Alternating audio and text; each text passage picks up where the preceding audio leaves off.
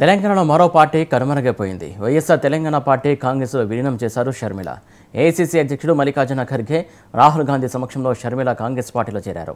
AICC అధ్యక్షుడు మల్లికార్జున ఖర్గే ఆమెకు కాంగ్రెస్ కండువా వేసి పార్టీలోకి ఆహ్వానించారు.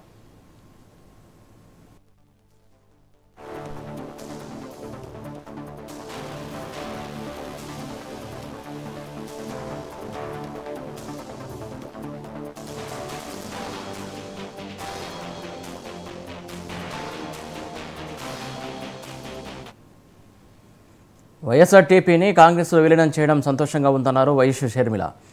వైఎస్ఆర్ తన జీవితమంతా కాంగ్రెస్ పార్టీ కోసమే పనిచేశారన్నారు. నాన్న అడుగుజాడల్లోనే నడుస్తానన్నారు. కేసీఆర్ వ్యతిరేక ఓటు చీలకూడదనే తెలంగాణ ఎన్నికల్లో తాము పోటీ చేయలేదన్నారు. పార్టీ ఏ బాధ్యత ఇచ్చినా శక్తివంచన లేకుండా పనిచేస్తానన్నారు షర్మిల. ఆంధ్రలోనే కాదు, అండమానుకు పంపించినా పనిచేస్తానన్నారు.